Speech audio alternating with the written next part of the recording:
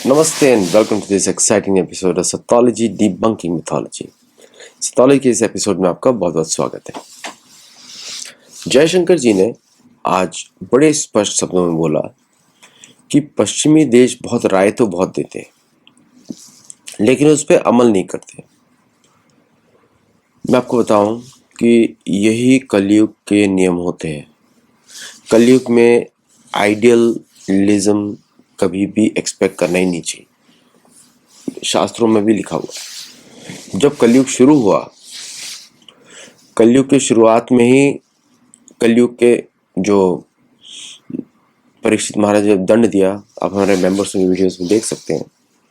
सत्य, दान, तप और शौच, इन सभी का उल्लंघन होता है और जो 4 पिलर्स है धर्म के वो रहते ही नहीं है कभी भी। और जब आप देखते हैं तो ये एक्सपेक्टेशन नॉर्मली है। एक्चुअली अगर आप अर्थशास्त्र देखें, या फिर अर्थशास्त्र तो चाणक्य ऋषि ने कंपाइल ही करी थी सभी को देखकर, उसमें बड़ा क्लियरली लिखा हुआ है। जो कलयुग के नियम थोड़े अलग होते हैं। कलयुग में हमको अपने क्या होता है कि अपने जीवन में we have to be stricter than others. Expectation others से नहीं की जा सकती। हम अपने धर्म को बचा सकते हैं, लेकिन दूसरों से एक्सपेक्ट नहीं कर सकते धर्म फॉलो करेगा। तो शौक जो होता है कि अरे वो ये भी नहीं कर रहा है, उसको बिल्कुल भी निकाल दीजिए, बिकॉज दूसरे लोग नहीं फॉलो करेंगे। और राय सब देते हैं यहाँ पे, वेद वाद रता पारता नान्यद अस्तिति रवा देना। किसी को पता भी नहीं है क्या बात करनी चाहिए, क्या नहीं करनी चाहिए। और 16 चैप्टर गीता का तो मैंने आपको बताया था पिछले शो में कि उसमें क्या क्या लिखा हुआ है। मैं अगर याद दिला दूं थोड़ा सा, गीता में तो बड़ी क्लियरली लिखा हुआ है कि चिंत्याम पर्याम च प्रलयांत उपाश्रिता कामोपभोग परमा एतादद्विति निश्चिता आशा पाशतैर बद्धा काम क्रोध परायण इहंते काम भोगार्थम अन्य नार्थ अर्थ संचयन। कि ये जो असुर व्यक्ति होते हैं चिंता में भरे रहते हैं और अपनी मृत्यु तक पूरी दुनिया की चिंता करते हैं। जैसे कि आपने देखा होगा जो पिक्चर्स पेंटिंग्स बनती हैं पुराने यूरोपियंस की, माथे बड़ी बड़ी लाइन होती है, ये सारे असुर है। जिसकी चिंता करनी चाहिए उसकी चिंता करते हैं, जिसकी नहीं चिंता करनी उसकी चिंता करते हैं। उनका खुद का आचरण आप देख लीजिए। यूरोपियंस ने क्या नहीं किया, नेटिव अमेरिकन को मार डाला, नेटिव यूरोपियंस को मार डाला, कितने भारतीयों की हत्या करी, हिंदुओं की हत्या करी, मुसलमानों को आगे बढ़ाया हिंदुओं की हत्या करने के लिए। आपको तो मालूम ही है किस तरह मुसलमानों का साथ देते थे अंग्रेज लोग। ओमान से हर जगह इन्होंने वही सब काम किए, और मुसलमान तो उसी कैटेगरी में आते हैं। और बड़ी चिंता बड़ी करते हैं कि दुनिया में शांति नहीं है, दुनिया में कोई फॉलो नहीं कर रहा उनको। अरे वो आप फॉलो करने लायक ही नहीं हो, कौन फॉलो करेगा आपको?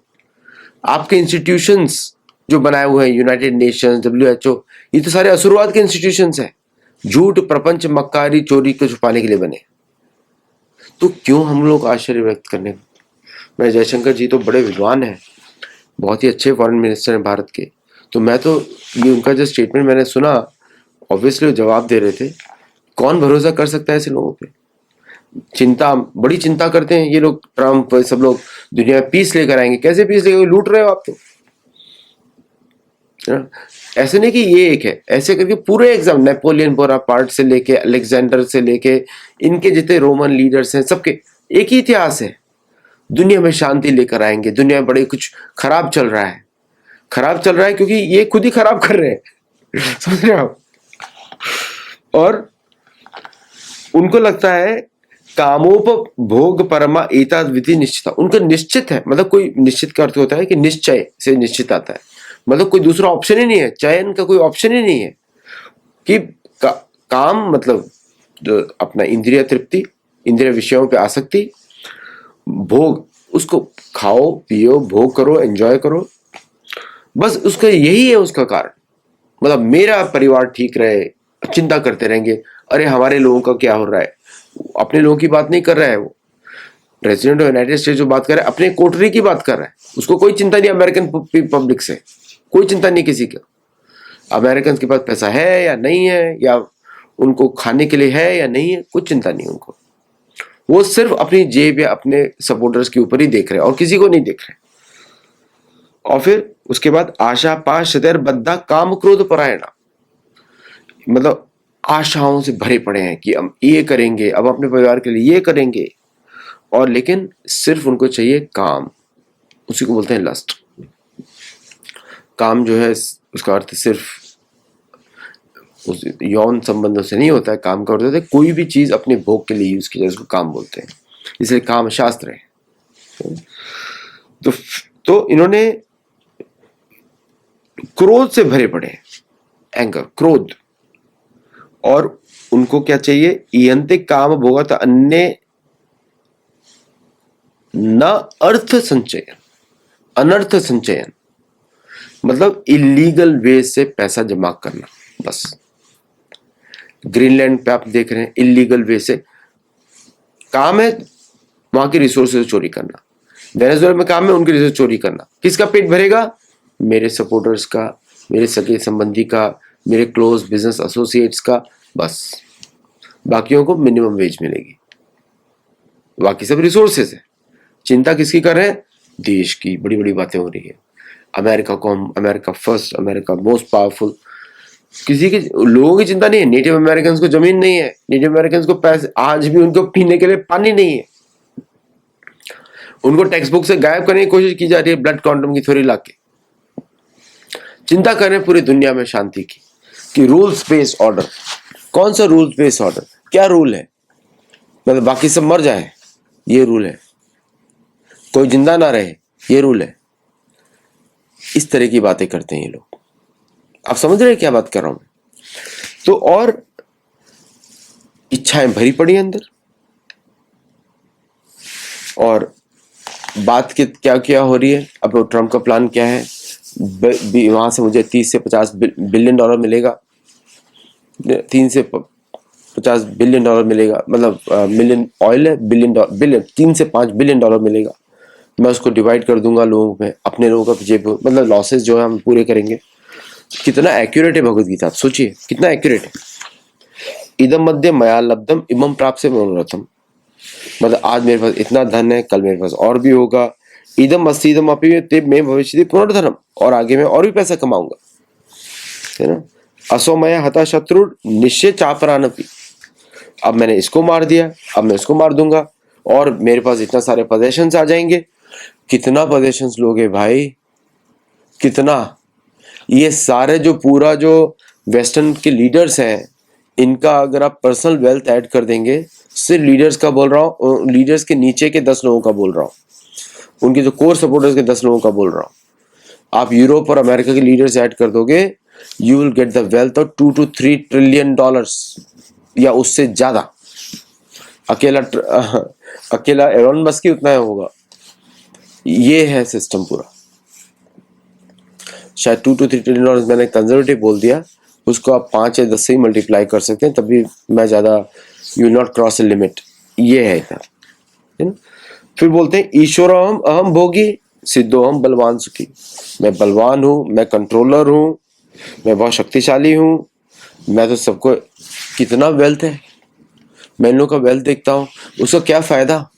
आपको मोक्ष में तो कार्य में आ नहीं रहा है, तो purpose of human life is lost, क्योंकि असुरवाद है। इनको कभी फॉलो नहीं करना चाहिए। इनको अच्छे सूट्स में देखें, दूर से निकल जाए। कभी कभी इन लोगों को देखने पे आपके पुण्य भी खत्म हो जाएंगे। इनको फॉलो करने की तो दूर की बात है। यक्षे दास्यामि मोदिशे इत्य ज्ञान विमोहिता, और कल मैं चैरिटी करूंगा, अब मैं दान दूंगा। अमेरिका ने आज तक कोई चैरिटी नहीं की है, समझे आप। यूएस एड के बहाने में रिजीम टॉपलिंग होता था। अब आपसे अगर उन्होंने $1 बिलियन चुराया और फिर आपको $10 मिलियन दान में दे दिया, वो दान हुआ? उसको दान तो नहीं बोलते हैं। तो चुराए क्यों? पहले ही सही प्राइस में खरीदते। 225 डॉलर्स का 1 ग्राम ऑफ रॉ यूरेनियम ऐसे और आता है मार्केट प्राइस में यूरोप में। आपको मालूम है बुर्किना फासो से कितने में खरीदा जाता था? वो $3 में, $3 में। आप डिवाइड कर लीजिए, 80 गुना दाम में जो बिकता है, आप उसे 80 गुना कम पैसा दे रहे हो उसको।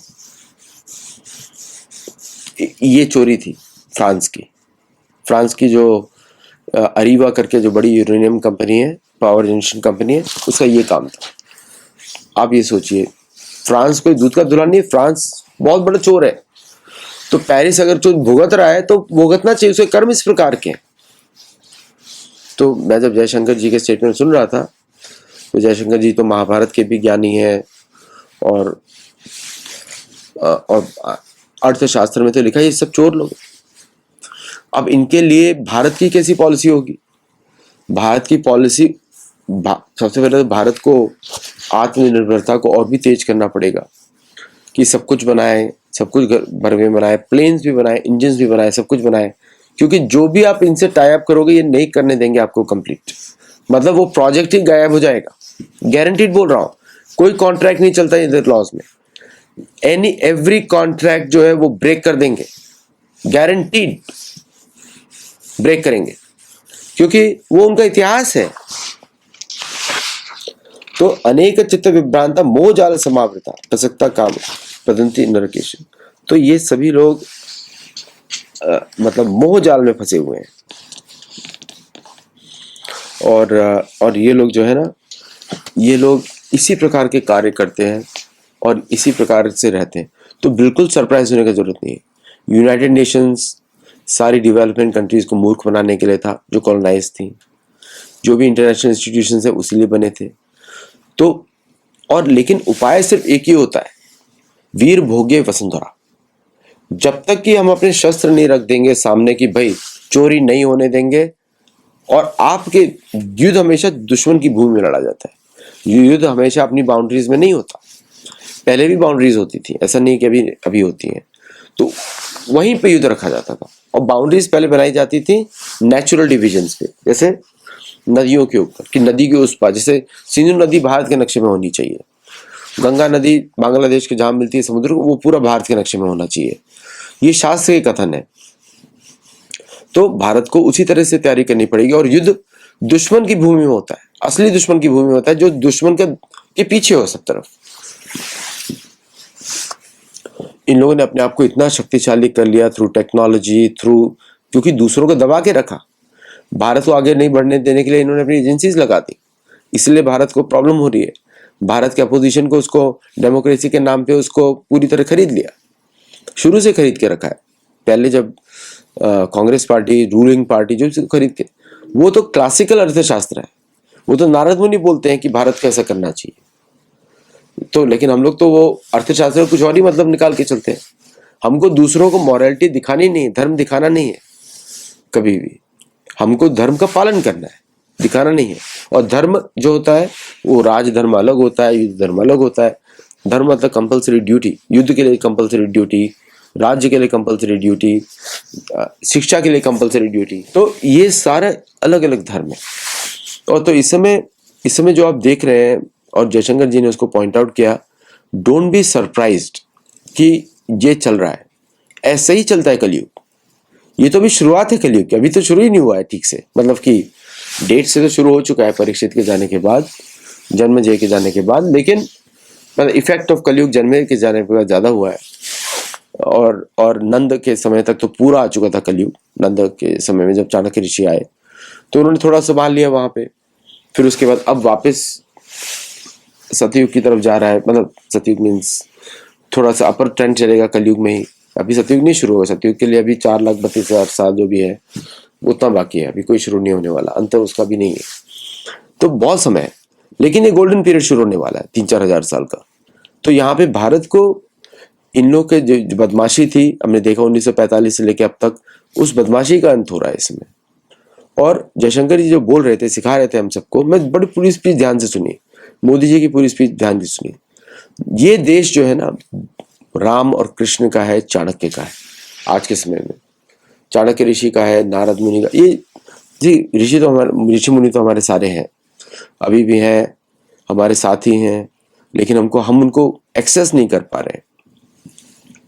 तो उसके लिए हम लोगों को परंपराओं का सहारा लेना पड़ेगा, जो कनेक्टेड है सारी। हमारी परंपराएं जीवित हैं सारी, और रहेंगी, कलयुग के अंत तक रहेंगी, जीवित रहेंगी प्योर रूप में। ऐसा नहीं कि उनको टूटेगा कुछ। तो ये जो समय बिल्कुल भी अब विचलित नहीं कि अमेरिका क्या कर रहा है, ये क्या कर, चिंतित होने की जरूरत नहीं है, समझने की जरूरत है कि ये ऐसे ही बिहेव करते हैं। भगवान ने ऑलरेडी बता दिया हमको इसमें भगवत गीता में, है ना, ऑलरेडी बता दिया उन्होंने कि ये ऐसे ही बिहेव करते हैं, उसमें कुछ नया बात नहीं है। लेकिन वो सिस्टम तभी सुधरेगा जब हम लोग उनके लीडर्स के जैसा फ्री एक्शन लेना शुरू करेंगे, किसी बाध्यता से नहीं, धर्म के लिए, लाइक धर्म को बचाने के लिए, वेदों को बचाने के लिए, वेदों से ही धर्म होता है, तो वेदों को बचाने के लिए कार्य करेंगे, अपनी बुद्धि से काम करेंगे। कोई हमको फॉरेन पॉलिसी का लेसन नहीं चाहिए, हमको हमारे अर्थशास्त्र है, अर्थशास्त्र चाणक्य ऋषि ने सब कुछ लिखा हुआ है उसके अंदर। मेरी नारद मुनि की जो मेरी बुक है उसमें भी सब कुछ लिखा हुआ है। तो आप लोग सोशियोलॉजी सर्च करेंगे अमेजोन पे, मेरी सारी बुक्स मिल जाएंगी किंडल पे भी, और किंडल पे और भी सस्ती हैं बुक्स मेरी। तो आप, तो हमको अपना विचारधारा फॉलो करनी, दूसरों को नहीं फॉलो करनी।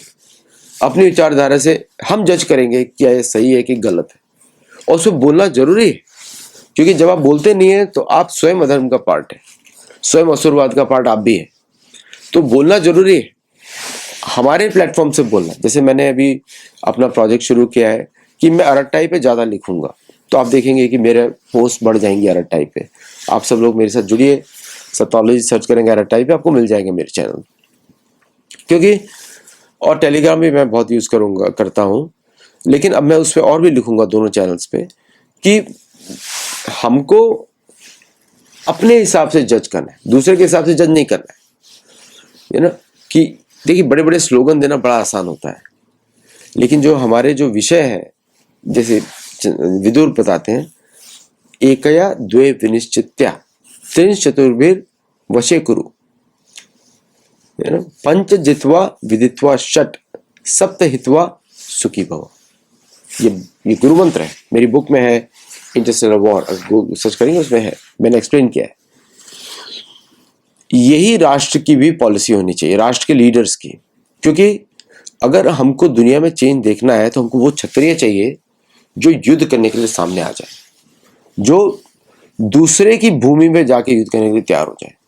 तो बड़ा अच्छा मुझे लगा कि भारत के घातक प्लेटून शुरू हुई है और 1 लाख ड्रोन्स की सेना है, वो बड़ा अच्छा इनिशिएटिव है, जो कि इसी तरह की सैनिक गतिविधियों के द्वारा, सैन्य शक्ति के द्वारा आप अधर्म का नाश करते हैं। पूरी दुनिया में फैलना चाहिए, मतलब भारत के पास इतनी क्षमता होनी चाहिए कि कहीं भी पहुंच जाए। वो इसीलिए पॉसिबल है कि जब कोई राष्ट्रीय लीडर आए युधिष्ठिर के जैसा है, उसमें पद कमलों पे चले और बोले कि हमको सिर्फ भारत की सैन्य शक्ति को डेवलप करना है, ओनली इंडिया। मैं गारंटी बोल रहा हूं, अगर हमारे इंजीनियर दूसरों के लिए प्लेन्स और इंजन बना सकते हैं, अगर, तो भारत के लिए तो वो खुद ही बना सकते हैं। हमारे पास टैलेंट की कमी नहीं है, बुद्धि भी है, सामर्थ्य भी है, शक्ति भी है, बल भी है और धन भी है। क्योंकि धन तो लक्ष्मी नारायण के उपासकों के पास ही रहता है, बाकियों के पास नहीं रहता। बाकी सबके पास तो मतलब वो वेल्थ रहती है, जो वेल्थ उसका मतलब जो गलत तरीके से कमाई हुई धन होती है, वो धन, उसको धन नहीं बोलते, वो तो उनके पास श्राप है। धन तो जब विष्णु की सेवा में करते हैं तभी धन होता है, उसके बाद तो बाकी सब तो श्राप होता है। तो और उससे क्या, ड्रग्स, अब देख लीजिए ड्रग का प्रॉब्लम कितना ज्यादा है और बाकी से प्रॉब्लम्स कितना ज्यादा है। क्योंकि धन तो सिर्फ वहीं पे होता है जहां पर अगर मतलब हम देखें, उसको ध्यान से देखें, तो जहां पर आपको विष्णु हो वहीं पे धन होता है, बाकी कहीं धन नहीं होता। सो जब हम इसको पूरा, इस एनवायरनमेंट को हम स्टडी करते हैं, अब देखते हैं, तो आपको पता लगेगा कि ये जो पूरा जो एपिसोड है एक तरीके का, ये पूरा का पूरा मैन्युफैक्चर्ड केओस है। और जयशंकर जी उसी मैन्युफैक्चर्ड केओस की तरफ पॉइंट आउट कर रहे हैं कि मैन्युफैक्चर्ड केओस है ये, लेकिन उस पे आज भारत की स्थिति ऐसी नहीं है कि हम कुछ कर पाए। इसीलिए आपने देखा होगा भारतीय सरकार बहुत जगह चुप हो जाती है, क्योंकि बहुत सारी बॉटलनेक्स है कांग्रेस के समय से। मतलब आपका इंडस्ट्रियल मनोबल इतना कम किया गया कि हम लोग अब उससे उबर रहे हैं। मतलब आप सोचिए कि 47 से 2013 तक दबाया गया, दबाया गया, दबाया गया, दबाया गया। 2014 से पहले हम बाद में उठना शुरू हुए, तो तो हम यहाँ तक पहुंचे, तो अब उस स्पीड को बढ़ाना पड़ेगा। One of the best examples जी टेक्नोलॉजी डेवलपमेंट होती है मिलिट्री यूसेज से। जैसे कि आपने देखा होगा कि जो मिलिट्री यूसेज आप देखते हैं नेवी का, every 6 weeks they are going to add 1 warship, उसी तरह का पॉलिसी चाहिए एयरफोर्स के लिए और बाकी सब के लिए कि एक नेशनल रीबिल्डिंग हो, राष्ट्रीय चेतना आए, मनोबल आए कि हमको भारत बनाना है, हमको वो भारत बनाना है जहां पे भारत की सेनाएं कहीं भी पहुंच जाएं, कभी भी पहुंच जाएं, उनकी सुरक्षा रहे, उनके पास वो इक्विपमेंट्स हो। और मनोबल की तो हमारे अंदर कमी नहीं है भारतीय सोल्जर्स में। हर एक्सरसाइज में भारतीय सोल्जर प्रूव कर चुके हैं कि they are the best, not one of the best, also the best. और वो हमने दिखाया मिसाइल टेक्नोलॉजी में, नेवल शिप्स में दिखाया, नेवल शिप डिजाइन्स में दिखाया है, नेवल शिप टेक्नोलॉजीज में दिखाया हमने, वो सब दिखाया हम लोगों ने। सैटेलाइट्स बनाए हैं और लॉन्चेस में भी हम नंबर 1 आ चुके हैं in terms of in terms of technology, उसमें भी हम हैं, plus affordability which is also very important. क्यों नुकसान करना ज्यादा? तो now it's time to turn on the other things. लेकिन लीडर्स का जो माइंड से जयशंकर जी बोल रहे थे वो ओपन एंड इंडिपेंडेंट होना चाहिए, मतलब जैसे बिना भय के, जैसे होता है ना कि अगर हमको ग्रीनलैंड में एक्शन लेना हम जाएंगे, बोलते हम कैसे जाएंगे, ये माइंडसेट नहीं होता, हम वहां पहुंच जाएंगे।